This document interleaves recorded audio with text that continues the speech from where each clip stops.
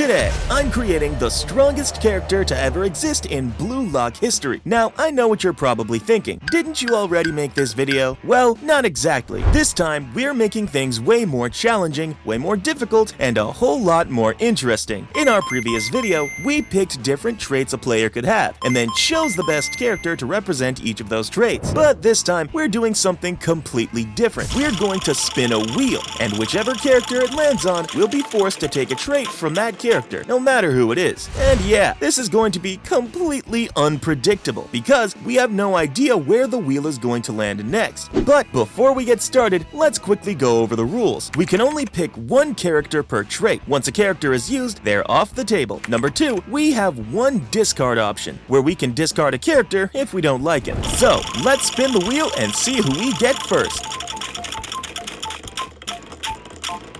And the first one we have is Sei Ittoshi. Alright, so what should we take from him? For speed or physical strength, well, let's leave it to luck and hope we get someone better as we move down the line. When it comes to passing now, well, his passing is impressive, no doubt, but I've got a feeling we'll run into someone even better for that later. So, what do we take from him? His playmaking ability. Sei is basically the brain of the field. He reads the game like no one else. While everyone's reacting to what's happening, he's already thinking 3 steps ahead. It's like the match moves in slow motion for him. His vision is unreal, and the way he controls the ball and sets up plays looks almost too easy. Every pass he makes feels like it has a purpose. It's clean, sharp, and always right on the mark. But it's more than just technical skill. Sei knows how to control the tempo of a match. You give him the ball, and suddenly the whole game shifts. He knows when to slow things down, when to strike, and how to make space where there shouldn't be any. He doesn't just help his team. He makes them better just by being there. Whether it's a quick lob, a perfect through ball, or a pass that cuts right through the defense, Sei is the kind of guy who creates something out of nothing. So from Sei, we would be taking his playmaking ability. Spinning the wheel again.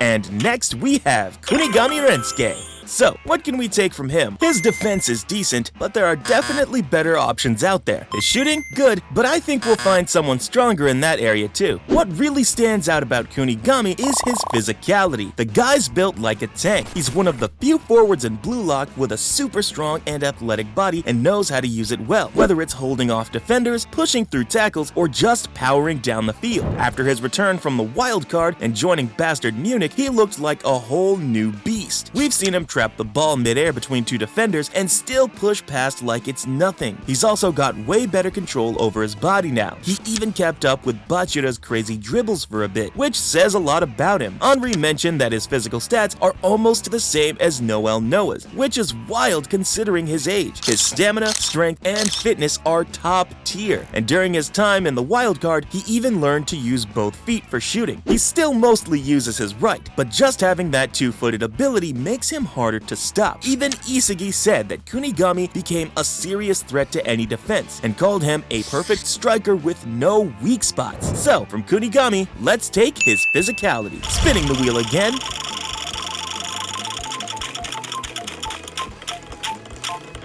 And this time, we get Showe B. Now, if I had to take one thing from Baro, it's definitely his ego. Baro's whole personality is built around his unshakable belief that he's the king of the field, a natural-born striker meant to dominate. He walks with insane confidence, almost crossing into arrogance, because he truly believes no one can match his skills or power. His competitive fire makes him a monster on the pitch, but it also creates tension with teammates. Baro isn't the type to share the spotlight or rely on others. And honestly, he doesn't want to. He thrives on standing out, on being the one who decides the game. Even Ego Jinpachi pointed it out, saying Baro's kingly ego is exactly what it takes to rule the field and shine above the rest. So from Baro, we'll take his ego. Well, if you are enjoying this video so far, why not subscribe? Yeah, go on, click it. Spinning the wheel again.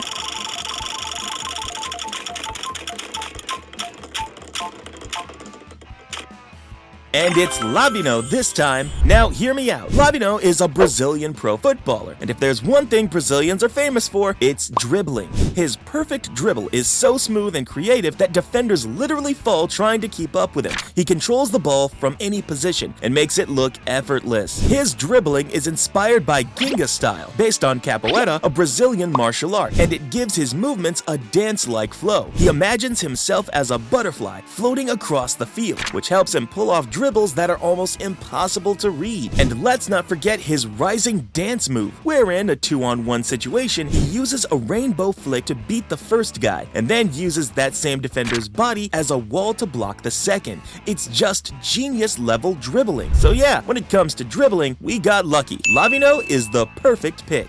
Spinning the wheel again.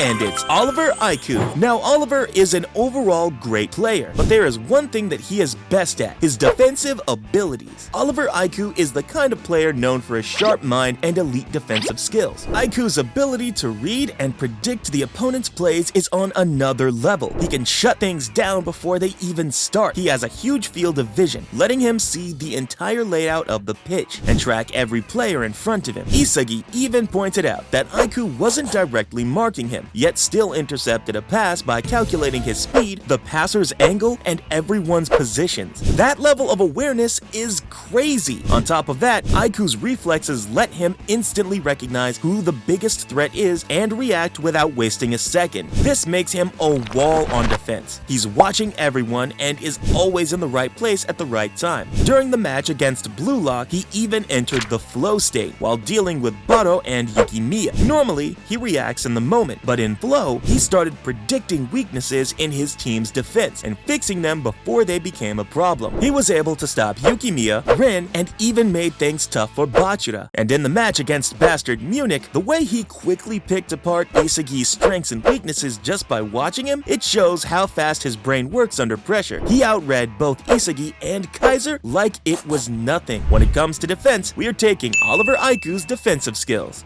Spinning the wheel again.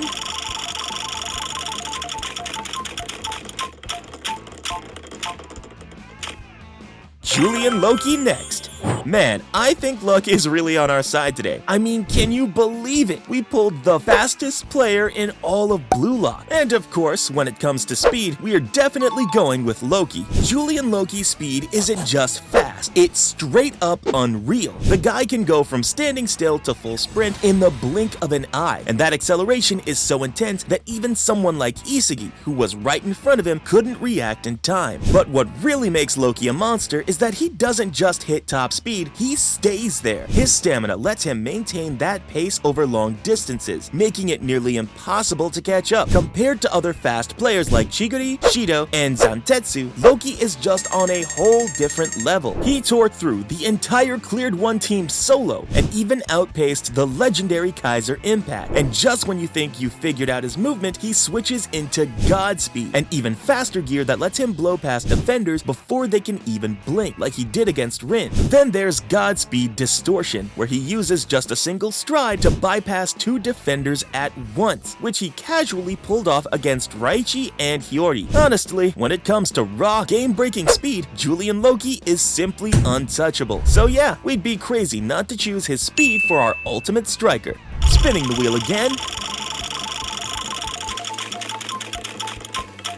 And the next character we get is Seino Nagi. Alright, let's see what we can take from him. His shooting? Sure, it's great, but we can probably find someone better in that area. What about his ball control? Now, that's something worth considering. Seino Nagi's ball control is nothing short of genius. He can trap and manipulate the ball with incredible precision, making even the most awkward passes look effortless. Whether it's with his heel, toe, chest, or even his back, Nagi's ability to bring the ball under control in any situation is unmatched. match. His first touch is his greatest weapon during passes into shots, flicks, or creative plays without missing a beat. Moves like the Black Hole Trap and Creative Trap allow him to control the game's tempo, while advanced techniques like the Trap Shot and Direct Heel Lift highlight his versatility. In high-pressure moments, he pulled off jaw-dropping plays like the 2-stage fake volley and the legendary 5-shot revolver fake volley, a goal so wild that even Kaiser and Isagi couldn't stop it. So here, we're choosing Seino Nagi's ball control.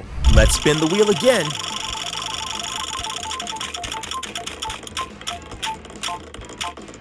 And this time, we get Aoshi Tokimitsu. Now, Tokimitsu is mostly known for his insane physicality, but since we've already got someone locked in for that, let's look at something else he brings to the table: stamina. And when it comes to stamina, Tokimitsu is a beast. The guy runs like his life depends on it for the entire match. While most players start to slow down or burn out, Tokimitsu somehow keeps going at full throttle. Tokimitsu is said to have almost unlimited stamina, and his energy levels are off the charts, making him one of the few players who get scarier as the game goes on. In the second selection, even Ren used Tokimitsu's stamina as a weapon to tear through the white team's formation. It got so intense that players like Chigiri and Baro had to foul him just to stop him. Bottom line, Tokimitsu's stamina is nearly limitless, and in the final stretch of any match, when everyone else is gasping for air, he's still going strong. That's the kind of stamina our ultimate striker needs. We choose Aoshi Tokimitsu's stamina for our striker. Spinning the wheel again.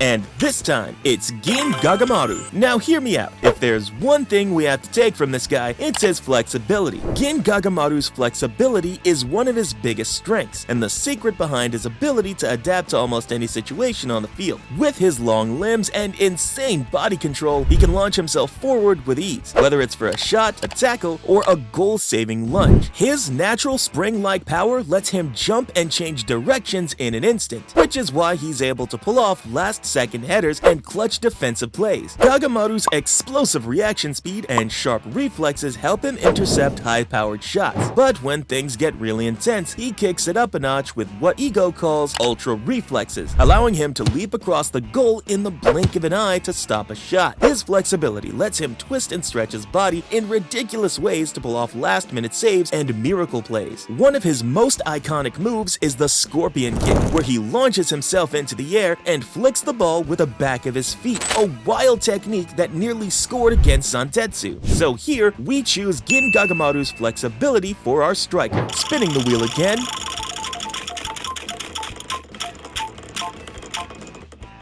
And it's Ren Ittoshi. Now, there are quite a few things we could take from this guy. I mean, his shooting ability, absolutely elite. Those pinpoint curves and insane power aren't something you see every day. He's also incredibly intelligent on the field, no doubt about it. But if we're being honest, there are a few players who edge him out in pure game IQ. So the real question is, what do we take from him? His flow. Ren's flow state is triggered by a deep, almost obsessive desire to crush strong opponents while putting himself at risk. He draws out his opponent's strongest weapon and then destroys them with it. That's what Ren calls pure destruction. It's an ultra-aggressive playstyle that flips the opponent's strengths into their downfall. During the final minutes of the Japan Under-20 match, Ren took out Neru, Darai, and Neo in rapid succession, using their own specialties against them. Even Sei's elite dribbling wasn't safe. Ren baited out his signature Elastico Nutmeg and shot it down completely. Oliver Aiku himself admitted he had zero chance of beating Ren alone, and even with Shido's help, it was just 50-50. In the Paris X-Gen match, Ren scored a hat trick and took over the entire game. Later, against Bastard Munich, Ren fully mastered his flow trigger and clashed with both Isagi and Kaiser for dominance. So yeah, from Ren, we are taking his flow. Spinning the wheel again.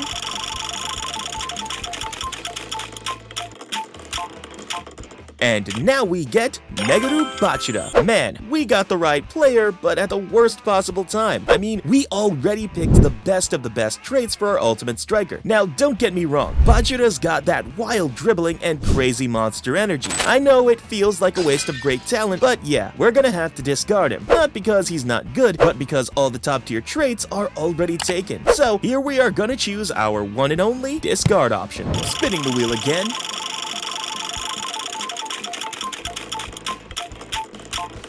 And this time we get Rayomi Kag.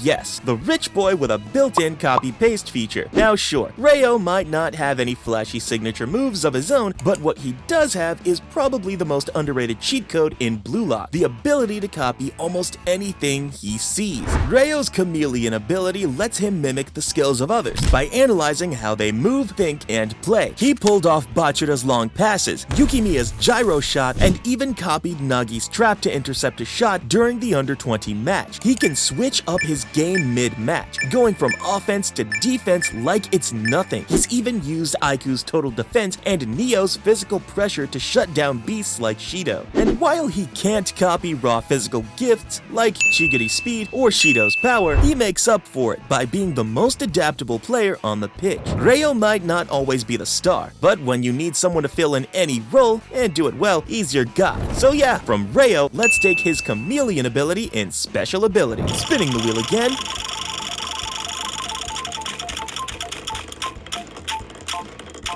And now we get Mark Snuffy. Now, this guy isn't just a player, he's a tactician on the field. While he's got solid physical skills, the trait we're actually taking from him is his metavision. Snuffy doesn't just play the game, he reads it. He's constantly analyzing player movements, positioning, and the flow of play like he's predicting the future. That's why he can react faster, make better decisions, and stay 3 steps ahead of everyone else. During matches, he moves like he already knows what's going to happen next. That level of awareness under pressure is what makes him the best metavision user in Blue Lock. So here we're stealing that top tier metavision from Mark Snuffy, because seeing the whole picture is how you control the game. Let's spin the wheel again.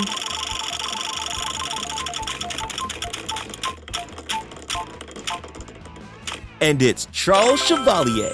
Now, there aren't many traits left to choose, and if I have to pick something from this guy, I'll go with passing skills. Charles is capable of making high-speed, precise passes that most players wouldn't even be able to reach. By understanding the strengths and tendencies of his teammates, he adjusts his passes with such precision that only top-tier players can connect with them. He even times his passes in a way that allows his teammates to receive them as comfortably and efficiently as possible. Charles is considered the heart of PXG. During the match against Bastard Munich, he instinctively passed the ball to Ryusei Shido, without even knowing he'd be there to respond. This contrarian pass from Charles, combined with Shido's pursuit of pleasure, led to a goal for Paris X Gen. One of his signature techniques is the Sky Arc pass, a pass loaded with heavy backspin that causes the ball to curve upward mid-flight, only to suddenly veer off course at the last moment. It's designed to fool defenders and open up perfect scoring opportunities. Another is his Rabona Cross, where he pushes up the flank to draw in defenders, then whips in a powerful Rabona chip that launches the ball into the air toward an incoming striker. It's unpredictable, stylish, and deadly effective. Even a world star like Julian Loki sees Charles and his passing as essential to becoming the best player in the world. So, from Charles, we will be choosing his passing ability. Spinning the wheel again.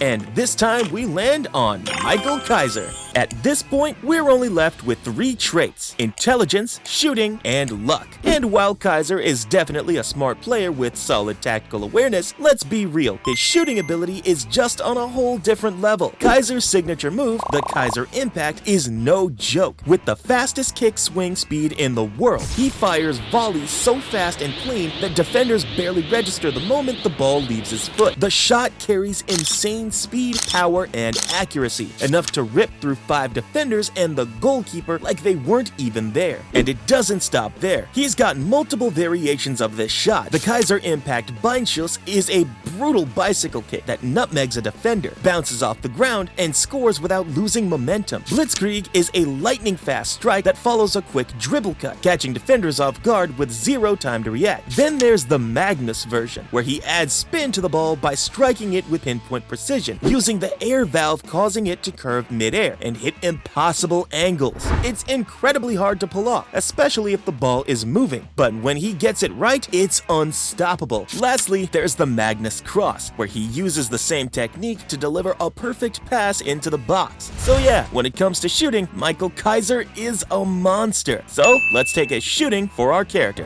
Spinning the wheel again.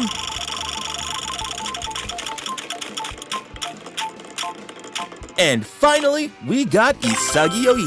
Yeah, we definitely just hit the jackpot, but the thing is, we're only left with intelligence and luck now. So what should we take from him? You see, Isagi's football IQ is on another level. His spatial awareness is insane. He's constantly reading the field, tracking players, and predicting movements like he's got the game mapped out in his head. That's how he stays one step ahead and pulls off plays that most players wouldn't even see coming. His goal scent is basically a sixth sense. It kicks in when there's a chance to score, and he either nails the shot himself or dishes out the perfect assist. But the best part? It's not just about him. Isagi's brain powers up the whole team. He understands what his teammates bring to the table and sets them up to shine. Whether it's positioning, timing, or reading the flow, he's always calculating. And let's be real, we've all seen what he pulled off in the recent manga chapters. Once that man completes his puzzle, you just know it's game over for everyone else. Even guys like Sei Ittoshi and Noah recognize his potential, and that says a lot. So from Isagi, let's take his intelligence. Spinning the wheel again.